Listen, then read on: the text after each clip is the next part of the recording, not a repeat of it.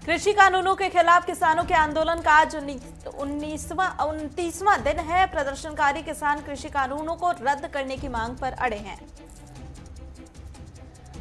किसान मोर्चा की ओर से आज अपने डिजिटल प्लेटफॉर्म पर वेबिनार का आयोजन किया जा रहा है, जहां किसान इस आंदोलन का कारण बताएंगे। किसानों के संगठन ने सरकार की ओर से भेजे गए बातचीत के प्रस्ताव को ठुकरा दिया। किसानों ने सरकार को लिखकर नए प्रस्ताव देने की बात कही, जिस पर विचार किया जाएगा।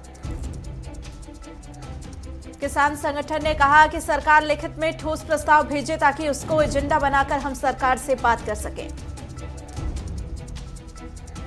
भारतीय किसान यूनियन के युद्धवीर सिंह ने कहा कि जिस तरह से केंद्र सरकार बातचीत की प्रक्रिया को आगे बढ़ा रहा है, इससे स्पष्ट है कि सरकार इस मुद्दे पर देरी करना चाहती है।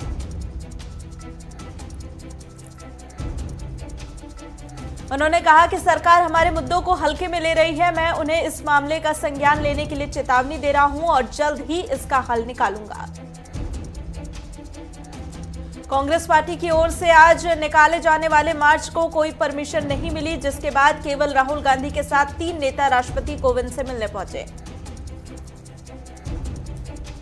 प्रियंका गांधी वाड्रा समेत अन्य कई नेताओं को हिरासत में ले लिया गया। हिरासत में लेने के बाद प्रियंका गांधी ने कहा कि मोदी सरकार अपनी जिद पर अड़ गई है। इसी बीच नई दिल्ली इलाके में धारा 144 लागू कर दी गई और राष्ट्रपति भवन के पास सुरक्षा को बढ़ाया गया है। किसानों के आंदोलन के बीच आज किसान सेना के समर्थक कृषि मंत्री नरेंद्र सिंह तोमर से मुलाकात करेंगे और इस दौरान किसान सेना नए कृषि कानून पर अपना समर्थन देंगे।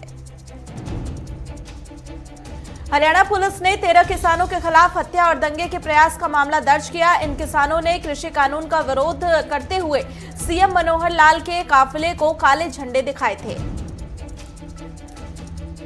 पुलिस की इस कार्रवाई पर हरियाणा कांग्रेस प्रमुख कुमारी शैलजा ने कहा कि किसानों के खिलाफ इस तरह का मुकदमा दर्ज करने से सरकार की हताशा का पता चलता है। पंजाब के करीब 258 गांवों में किसान आंदोलन के दौरान शहीद हुए किसानों को श्रद्धांजलि दी गई और कृषि कानून के खिलाफ विरोध प्रदर्शन किया गया। इस दौरान प्रदर्शन में शामिल हुए लोगों ने आंदोलन को तेज करने का संकल्प लिया। साथ ही 26 से 27 दिसंबर को आमजन से दिल्ली कूच का आह्वान किया। प्रधानमंत्री नरेंद्र मोदी ने आज पश्चिम बंगाल के शांति निकेतन स्थित विश्व भारती विश्वविद्यालय के शताब्दी समारोह को वीडियो कॉन्फ्रेंसिंग के माध्यम से संबोधित किया। देश में संक्रमितों की संख्या बढ़कर 1,01,23,778 हो गई है। वहीं कोरोना मृतकों की संख्या बढ़कर 1,46,756 हो गई है।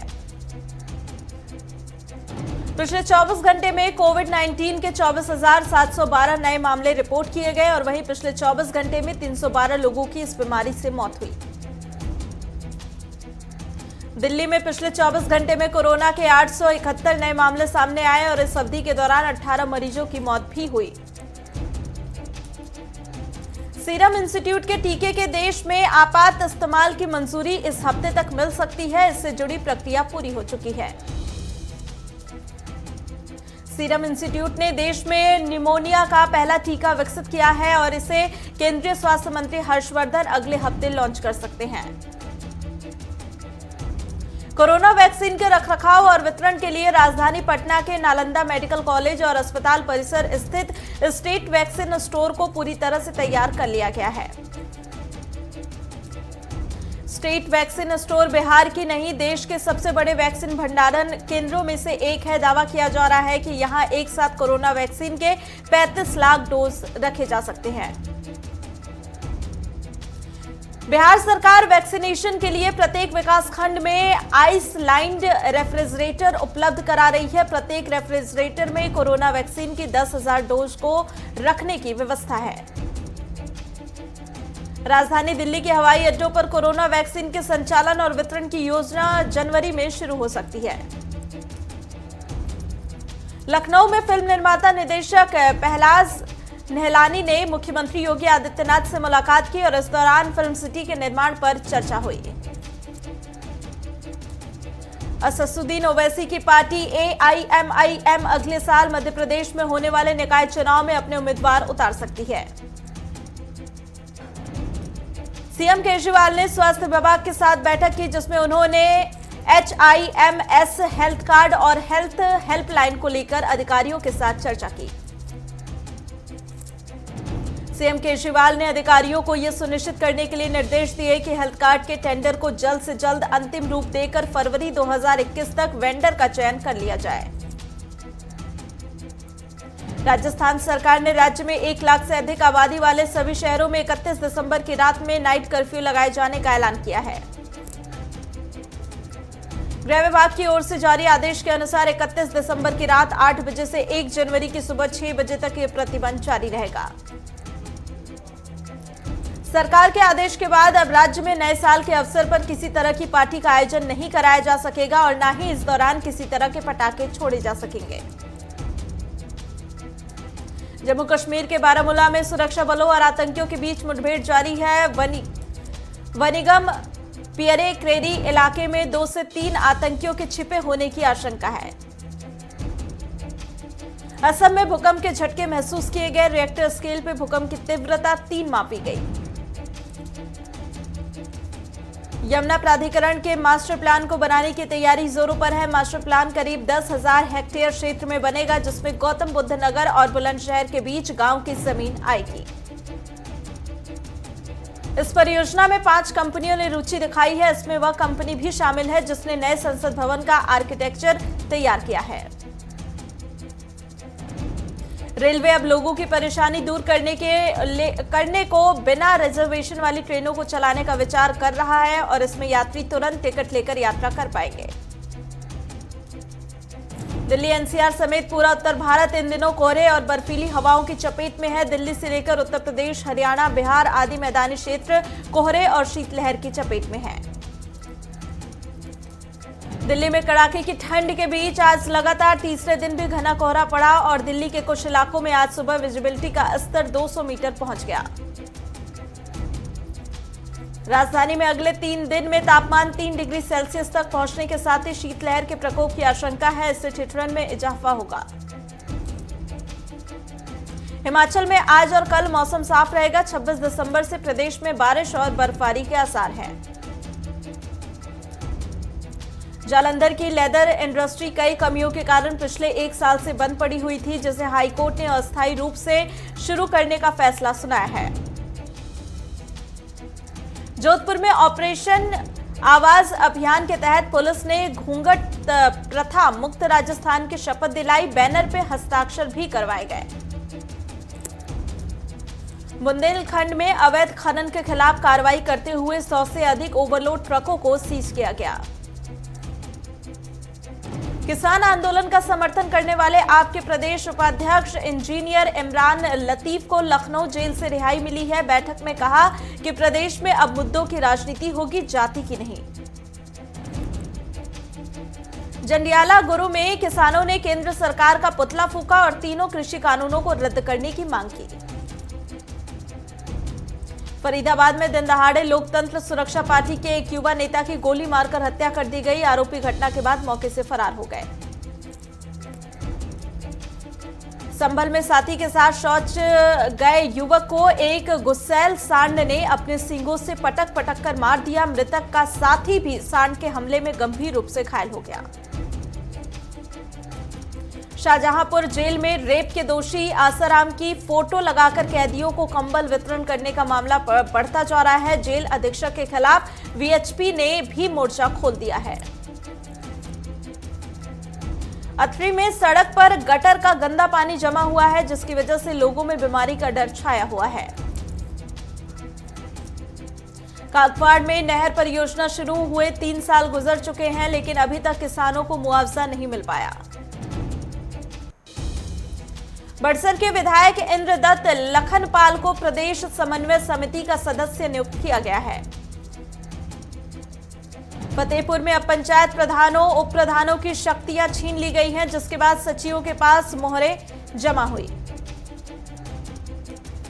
हरियाणा के उप मुख्यमंत्री दुष्यंत चौटाला के खिलाफ सोशल मीडिया पर पोस्ट करने के मामले में SDM ने आउटसोर्सिंग पॉलिसी के तहत लगे एक चालक को पद से हटा दिया।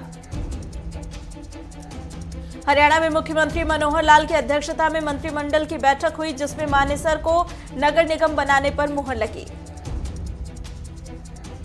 हमीरपुर में ट्रैक्टर ट्रॉली पलटने से 3 लोगों की मौत हो गई, जबकि 10 लोग घायल हो गए। बठिंडा में किसानों ने जियो सिम का टावर बंद कर केंद्र सरकार के खिलाफ जमकर नारेबाजी की और नए कृषि कानून को गलत बताया। पानीपत में तेज रफ्तार का कहर देखने को मिला, जहां पर तेज रफ्तार कार की चपेट में आने से बाइक सवार युवक की मौत हो गई। हमीरपुर में किसान मोर्चा के प्रदेश अध्यक्ष राकेश बबली ने पीएम मोदी को कृषि कानून के लिए धन्यवाद प्रस्ताव भेजा।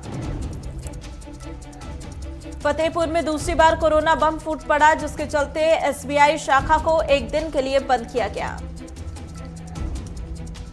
कुल्लू में मूलभूत सुविधाओं के लिए प्राथमिक स्वास्थ्य केंद्र निथर तरस रहा है, जबकि इसके लिए 2 doctor, nurse, pharmacist, lab technician के पद स्वीकृत हैं। झज्जर में प्रवासी मजदूर की बेटी के साथ रेप और हत्या के मामले में राष्ट्रीय बाल संरक्षण आयोग की टीम ने घटनास्थल पर जाकर जांच की और पीड़ित परिवार से मुलाकात भी की। कोरोना महामारी के चलते पिछले 9 महीनों से बंद पड़ी श्री गंगानगर में नांदेड़ साहिब जाने वाली ट्रेन मलोट पहुंची। यहां पर संगतों ने फूलों की वर्षा कर ट्रेन का स्वागत किया। पलवल में किसानों ने कहा कि 25, 26 और 27 दिसंबर को गांव औरंगाबाद स्थित टोल पर भारी संख्या में पहुंचकर टोल को फ्री कराएंगे। टिकरी बॉर्डर पर युवा किसानों ने अर्धनग्न होकर प्रदर्शन किया और कहा कि सरकार को समझ लेना चाहिए कि सर्दी कितनी भी ज्यादा क्यों ना हो जाए, किसान सर्दी से नहीं डरता। बेंगलुरु में इस्कॉन मंदिर के महंत नवीन कृष्ण दास ने प्रदेश कांग्रेस अध्यक्ष डीके शिवकुमार को आशीर्वाद दिया। बेंगलुरु में कांग्रेस प्रदेश अध्यक्ष डीके शिवकुमार ने ब्लॉक अध्यक्षों की मीटिंग ली और चुनाव को लेकर विचार विमर्श भी किया। कर्नाटक में कोरोना महामारी को देखते हुए 2 जनवरी तक नाइट कर्फ्यू लगा दिया गया, जिसके चलते रात में बस संचार, होटल खुले नहीं रहने के आदेश जारी किए गए। चामराजनगर में केंद्र सरकार के खिलाफ रैली निकाली गई और सरकारी संस्थाओं और सामाजिक कार्यकर्ताओं को प्रताड़ित करने का आरोप लगाया गया।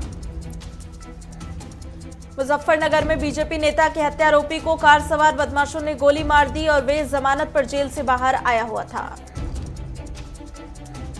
बागपत में आरएलडी उपाध्यक्ष जयंत चौधरी ने कहा कि 27 दिसंबर को बकाया गन्ना भुगतान को लेकर पूरे उत्तर प्रदेश में बड़ा आंदोलन करेंगे। शेयर बाजार की शुरुआत बढ़त के साथ हुई। सेंसेक्स 46,743 पर और निफ्टी 13,672 पर खुला। रिजर्व बैंक ने ग्राहकों को चेतावनी दी है कि अनधिकृत डिजिटल प्लेटफॉर्म और मोबाइल ऐप से कर्ज लेने में सावधानी बरतें। आरबीआई ने कहा कि ऐप के जरिए व्यक्तिगत ग्राहकों और छोटे कारोबारियों को आसानी से कर्ज मुहैया कराने का झांसा देकर धोखाधड़ी की जा रही है। होंडा ने ग्रेटर नोएडा के 2 कारखानों को औपचारिक रूप से बंद करने का ऐलान किया है। त्योहारी सीजन की वजह से नवंबर से घरेलू विमान यात्रियों की संख्या अक्टूबर की तुलना में 22% बढ़ी है। ईडी ने बड़ी कार्रवाई करते हुए गंगाखेड़ शुगर एंड एनर्जी समेत 3 कंपनियों की करीब 225 करोड़ रुपए की संपत्तियों को जब्त किया है।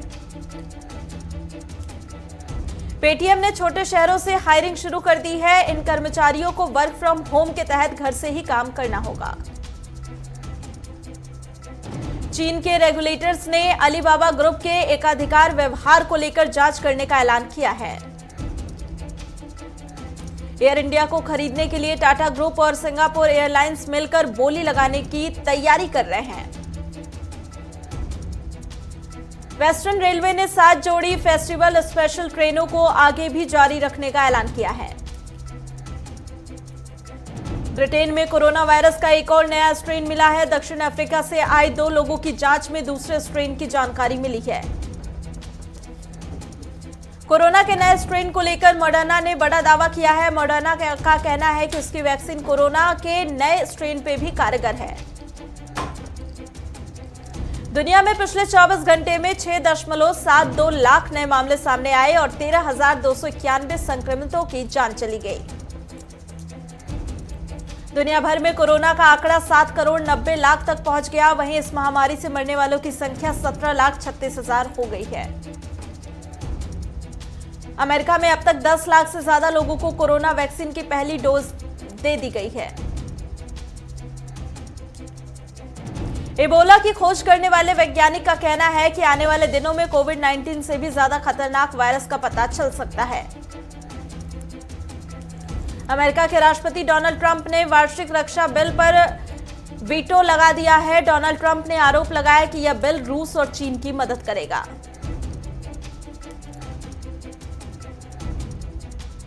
डोनाल्ड ट्रंप ने इराक की राजधानी बगदाद में अमेरिकी दूतावास पर रॉकेट हमले के लिए ईरान को जिम्मेदार ठहराया और सैन्य कार्रवाई की धमकी दी। यूरोपीय यूनियन और ब्रिटेन में व्यापार समझौता हो गया है। करीब 11 महीने चली वार्ता के बाद यह समझौता हुआ है। पाकिस्तान के कराची में बर्फ फैक्ट्री में विस्फोट होने से 8 लोगों की मौत हो गई, जबकि 30 लोग घायल हो गए। अभिनेता अर्जुन रामपाल ने खुलासा किया है कि एनसीबी ने छापेमारी के दौरान उनके कुत्ते की दर्द की दवाई जब्त की थी। बॉलीवुड एक्ट्रेस तापसी पन्नू ने अपनी फिल्म रश्मि रॉकेट के रांची शेड्यूल को खत्म कर लिया है। तापसी ने फोटो शेयर करके इस बात की जानकारी दी।